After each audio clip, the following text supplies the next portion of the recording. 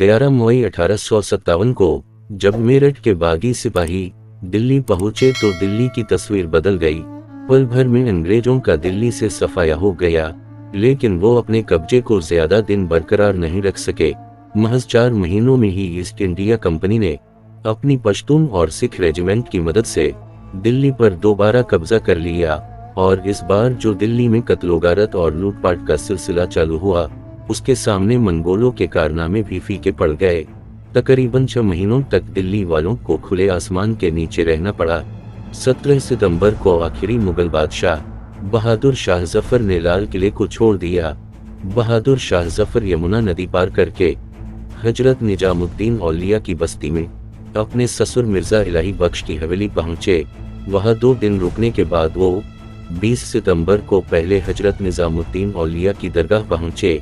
यहाँ उन्होंने शाहजहानाबाद के बाशिंदों की सलामती के लिए दुआएं मांगी और अपना आखिरी खाना खाया, जो कि छोले से बनी एक छोटी सी रोटी थी।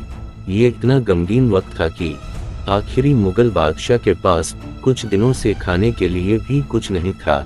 यहाँ से वो हुमायूं के मकबरे की ओर बढ़े, लेकिन उनके कुछ गद्दार दरबारियों ने उनकी इस हिजरत के बारे में अंग्रेजों को पहले ही बता दिया था और वो उनके इंतजार में खड़े थे। उन्हें मकबरे से बाहर निकलते ही मेजर हडसन ने गिरफ्तार कर लिया। मेजर हडसन ने बादशाह बहादुर शाह जफर को भरोसा दिलाया कि उनकी जान बख्श दी जाएगी। उनकी जान तो बख्श दी गई, लेकिन उनके 2 बेटों और एक पोते को अगले ही दिन दिल्ली गेट के पास गोलियों से भून दिया गया। एक मुगल बादशाह बहादुर शाह जफर थे, जिन्होंने अपने देश के खातिर, अपने लोगों के खातिर अपनी और अपने जवान बेटों की कुर्बानी दे दी।